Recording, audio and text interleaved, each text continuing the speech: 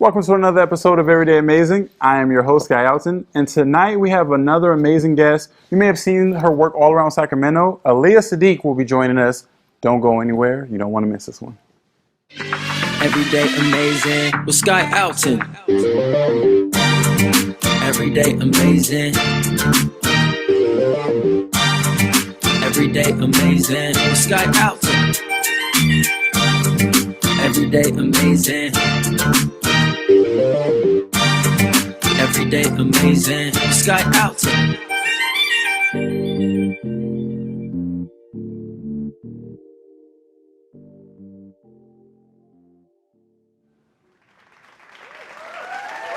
Welcome back to the show. As always, I am trying to highlight amazing people coming out of Sacramento, and tonight is no different. I have Aliyah Sidqe in the building. How are you? I'm good. I'm happy to be here. Happy to have you.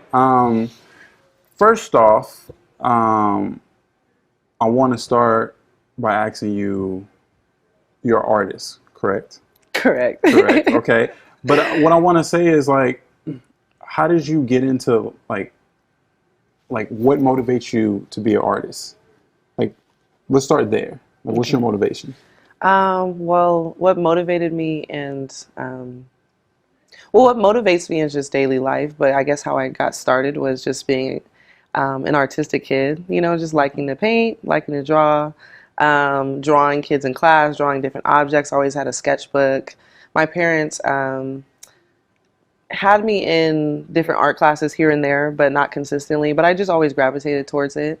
And I didn't think that people could make money from it. I heard the starving artist thing. And so people would tell me as a kid, like, you should be an artist, you should be a fashion designer, you should do this and that. And I was like, they don't make any money, so I'm not going to do that. And I eventually, after high school was over, I got connected with my mentor, Milton Bowens, who's an artist out of Oakland, that my mom actually connected me with. She was just like a proud mom and seen him at a convention. She works in education, so she seen him at a convention and was like, my baby does art, and did that whole thing and showed him my work. And so he agreed to meet with me, sit down and see my work. I brought some paintings. And then from there, he kind of just agreed to kind of guide me along the process. And he got me connected with my first 3 art shows, starting at the Del Paso Works and then at the Brick House Art Gallery in Oak Park. So that's how I got started. And that was now like 10 years ago. Wow. Yeah, I feel a little seasoned with it. Okay, all right. Well, first off, you mentioned Oakland and him being from Oakland. I'm actually from Oakland. Oh, okay, yeah, cool. So as soon as I heard that, I'm like, okay. Your ears perked up a little bit. Yeah. Anytime I hear, Bay Area or, someone from my hometown, I'm like, yeah. You came on the right show.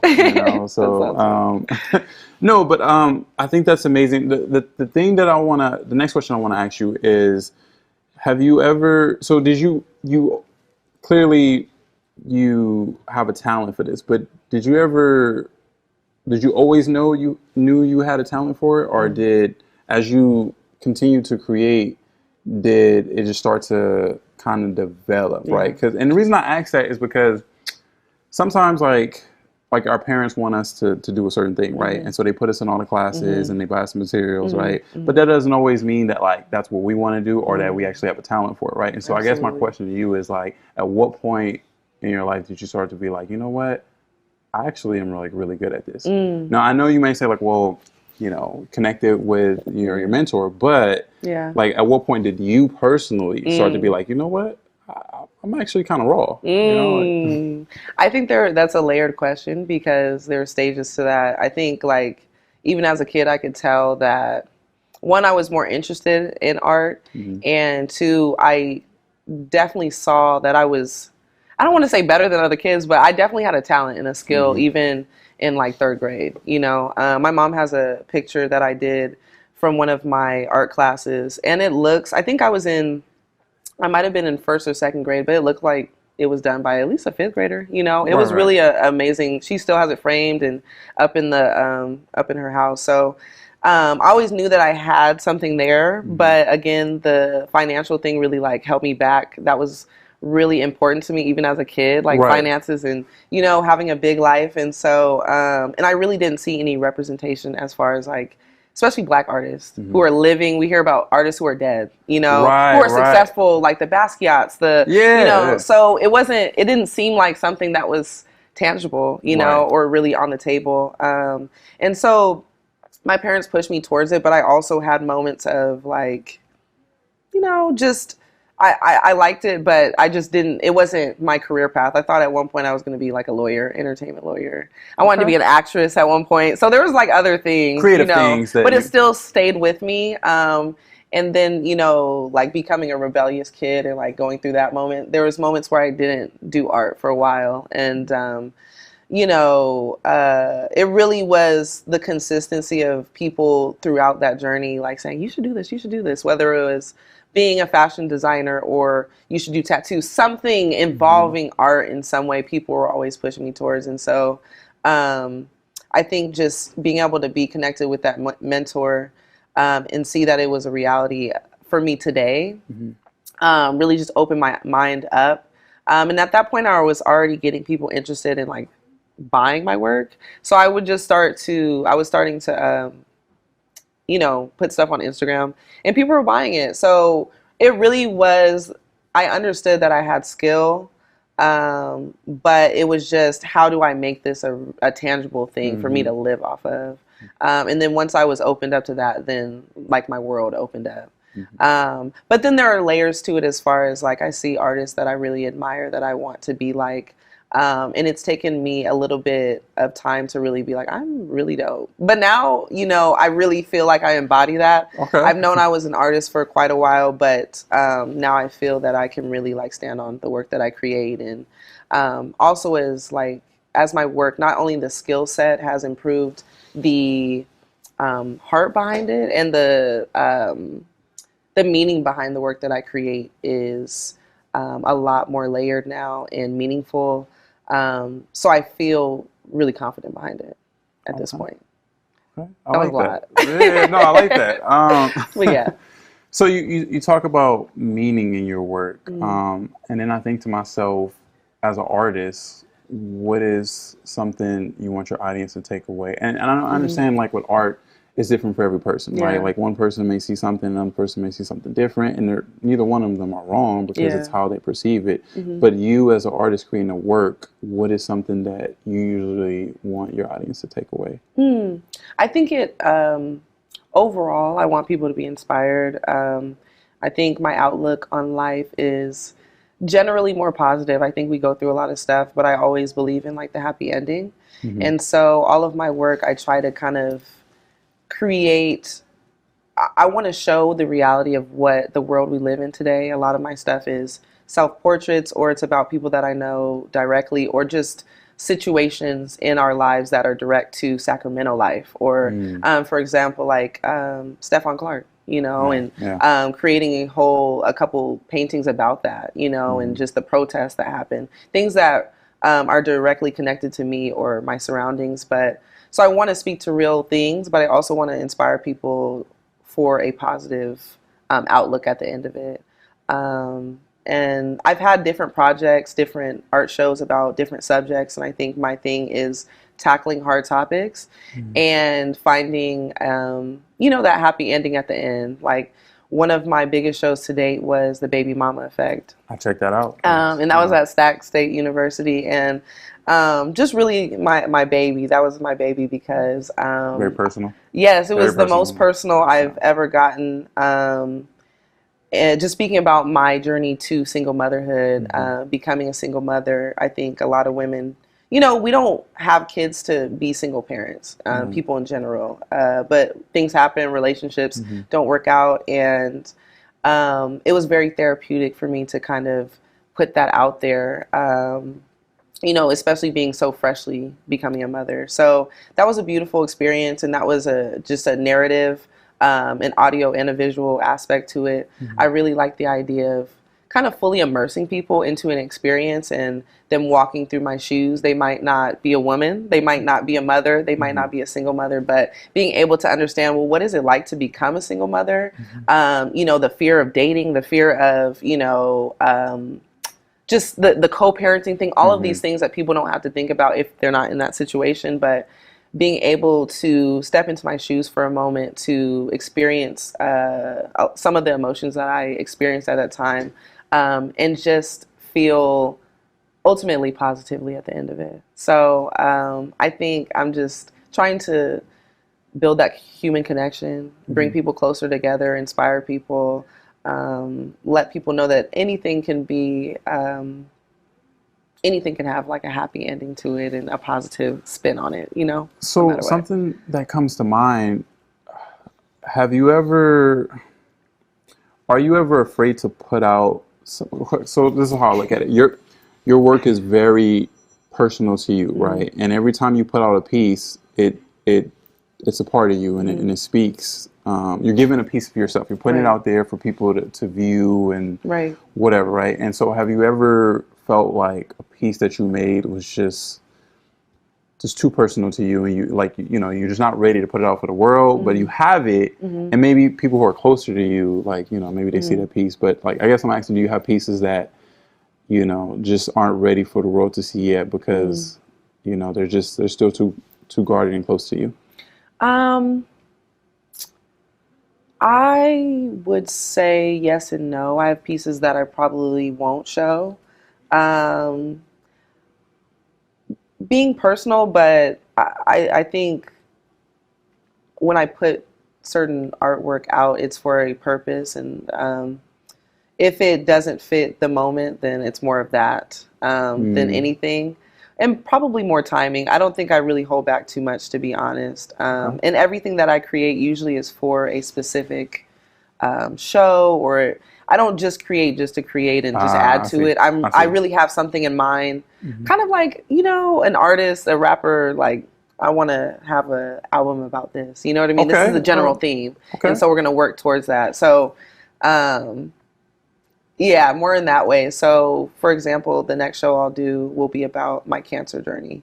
And so, that's a very vulnerable thing as well. But there's not going to be anything that really is off limits as far as showcasing that, I guess. Okay. But yeah. I think your fans and the audience will really resonate with that, because what's more realer than that, right? Than not holding back and being like, this is me. Yeah. And this is what I have to show you. So we talked about creating. Tell me a little bit about what that creating process is like for you. Like, how do you just go, to give you an example, I had a comic book creator, and he talked about his process of sitting in his room with a bottle of Hennessy, and that's how he writes, right? So everyone has their own process. So what's that process look like for you as an artist? Is there one thing you always need to do before you start? I usually have some coffee, to be honest. But no, definitely music. Music is essential to creating. I have been lately kind of doing more of quiet time and just more being in my thoughts, but music generally is definitely blasting. And but really the process is just figuring out that theme. What is the theme?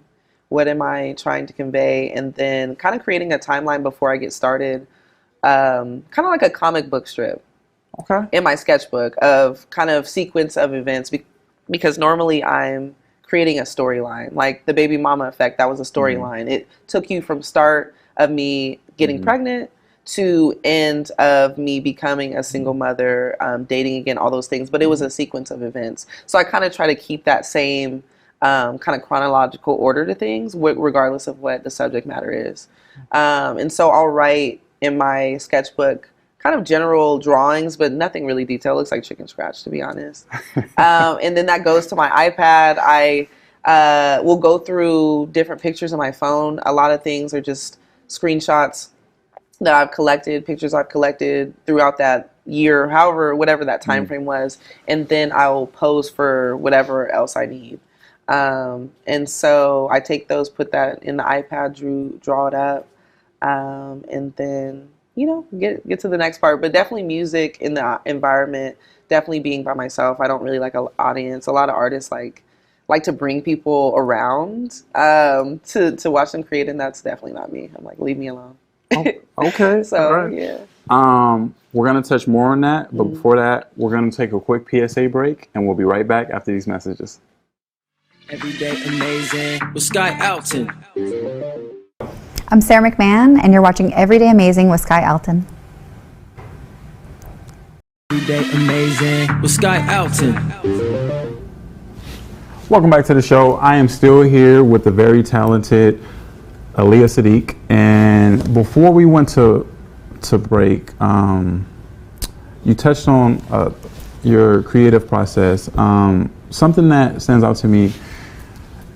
Do you think you being from Sacramento I don't want to say it definitely sets you apart, but what I'm trying to say is, like, how does being from Sacramento and a Sacramento artist differ from like other artists? Because I know you resonate with that like so much, right? Like it's a part of you. It's like in your art. So I just want to have you like speak to that a little bit. Well, I definitely do claim Sacramento. That's, I'm a Sacramentan for sure. I think Sacramento is an interesting place. Many times I've wanted to leave Sacramento, and I will at some point, but I remember my dad telling me, really take over your own city first before you decide to move somewhere else. Like really, have your city behind you. And so I've really tried to focus on that and provide Sacramento with different experiences, more culture. I think we're a big little city and we have a unique culture, and it's building. But there's also a lot that we need and a lot that can be brought here. And so, I just try to focus on not only telling the story of Sacramento. We're the capital. Like, people don't even think about that. It's just crazy. Like, they don't put the respect we need on it, honestly. I've heard people say the capital of California is LA. Right. Like, or San Francisco. Yeah. And so, I do try to let people know. And there's so much talent that comes from Sacramento. We're a part of it. Absolutely. Even, Victoria Monet. Yes. Who just got 2 Grammys, I think. And so she's from Sacramento, among so many other people. But, I just think it's important to show that Sacramento culture. We have a very rich history, and, I'm proud of it. So, I definitely love the fact that it is big and little, and it's easy to make a name and be different, because there is so much room for that here. Now, so if you're a young artist watching this and you're trying to come up, what tips or advice would you give them? Stuff that you went through that you like, now that you know, like, oh, I wish I would have did this different. If anything, you may have done everything exactly how you wanted it, but I did. No, I feel like there's so much, honestly, and everything was self-taught. I took art classes, but even that was here and there. Everything about me is, I think, a little bit rebellious, so I'm kind of like, I have to learn on my own. But I think the most important thing is just to put yourself out there. I started through Instagram, just posting to Instagram, and kids today, they have access to social media. And you can really do anything online. You almost don't have to do any physical like meeting or shows. You can really create your network and build your fan base online, which is amazing. And you have the potential to meet someone in Tokyo, or have eyes on you from New York, just from your bedroom. So really just posting, not being afraid to post, not being afraid to for things not to be perfect immediately. It's not going to be like a super pretty package to start, but people have to know that you do it. So just really putting yourself out there in that way, connecting with people online. I think that's the biggest thing, because a lot of people are in their own way and they have that imposter syndrome, or just feeling like I'm not there yet to even post anything or show people or tell people. But people just really want to know what you're doing. And so you just have to start there, and then you see what happens, and you're just kind of guided with, the universe and God and all those things. That hit deep, because as you were talking, I was like, oh man, this was just talking about me right now. This is personal or whatever. I was like, I felt all of that because, people, like you said, people have to know that you do it. And so you can't be afraid to put it out there. And I've felt like that in certain stuff, but I'm such a perfectionist. So I'm like, is this right? You know, like if I'm gonna put something out, what am I trying to say to people? Yeah. Do I just want attention, or like does it have a message behind it? And if it doesn't fit in the latter, it's really hard for me to like put it out. You know, people are like, oh, they want to see you, but I'm like, what am I doing though? Like, you know, like, are they seeing me just to see me? You know, and so a little bit of all that. Definitely. Okay, so I want to bring up some of the pictures that of your work and have you talk about it. So first picture we have up. Tell me a little bit about that. So this was in front of a mural that I created right after COVID. This was an elementary school, Oak Ridge Elementary, in Oak Park. And so the students there it's elementary, so a lot of the kids weren't used to being in schools. They were kind of doing the COVID thing, online classes and everything. So I wanted to create a mural about just connectiveness, coming back, hopefulness of the future. And something I really love is just creating murals for schools, being able to collaborate with the students. We were able to meet on Zoom, and they kind of showed me and told me what they care about. They get to draw some things out. I pull from all of that, and then I create, you know, a pretty mural out of it that they get to enjoy and see once they were back in school. So it was nice. I think that's amazing. I think we have another one. Okay. So this one was featured at the Wall Art Gallery last year, and this was about just re-emerging after having cancer. I was diagnosed, it's been almost 2 years now.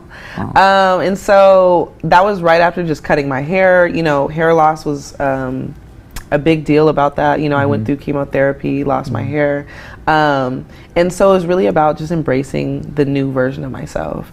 And so I did a series of dancing pictures, me dancing and just being vibrant colors. That one in particular showed a scar that I have from the port that I had to use during chemo, which is kind of like they draw blood from under it. So it created a scar after it, and that was called Embracing My Scars. So just embracing the new version of me, and just having fun with it. Yeah. That's amazing. And this one is... Not just me being cute. Okay. Just me. I like the overalls. You know, I don't know if I can pull it off, but I want to try this summer. So, okay. Something that I want to ask you, your perspective on is art in society. Where does it stand now? And also, how have you seen art and artists change over the years, like the perception of art?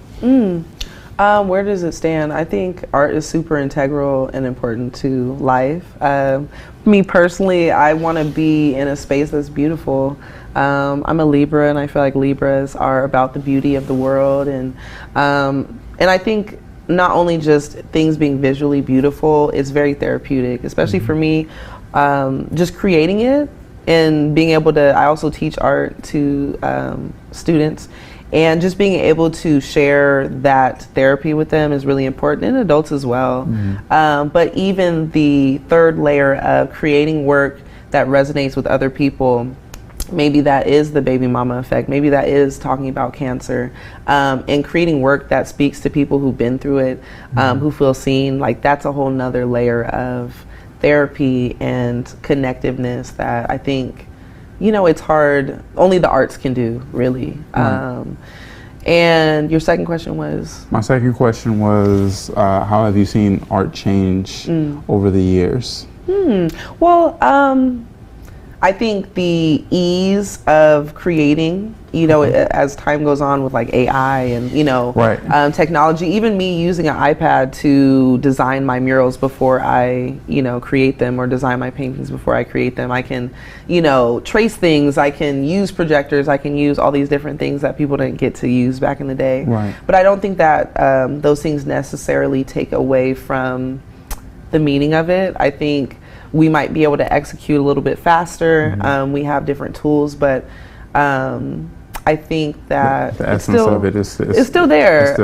I think that there's still always going to be a pop culture kind of thing where the, I guess, less meaningful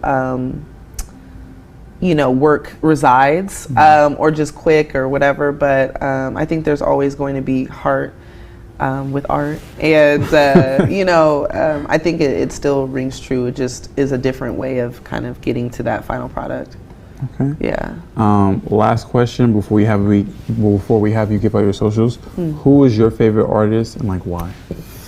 Oh gosh, that's really hard. Or one of your favorite. You know what? Actually, no, it's not hard at all. Okay. I'm sorry. My favorite artist is Frida Kahlo. Because I feel like I really resonate with her. Her work was self-portraits as well. My work is mostly self-portraits. And so just on that respect, I feel like I resonate with her. The work that she created really spoke to, a lot of the things that she went through. She was kind of more of a tortured soul, and spoke to kind of more hard topics of life, but really found beauty in all of it. And so I really resonate with that, and I feel like I try to emulate that, and give the same feeling in my work. So absolute favorite. And she was just just a bad fill in the blank. So I love her. But yeah, that's definitely my favorite artist. Tell the people where they can check out more of your work and how can they reach you. So they can find me at artbyaliyah.com. That's where you can purchase my work, and you can find my social media on there as well. But other than that, I'm on pretty much all social medias at artbyaliyah.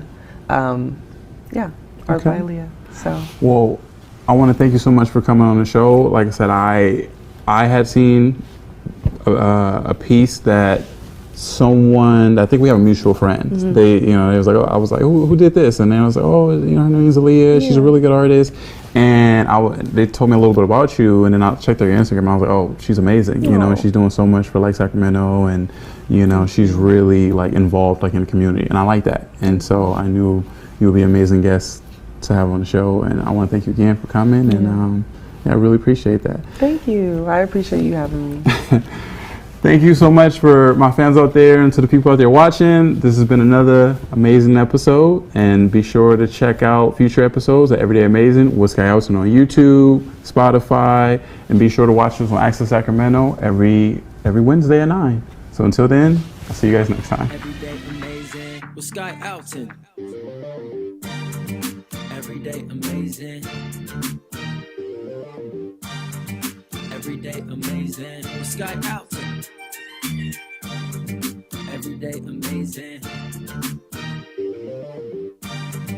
Everyday Amazing with Sky Alton.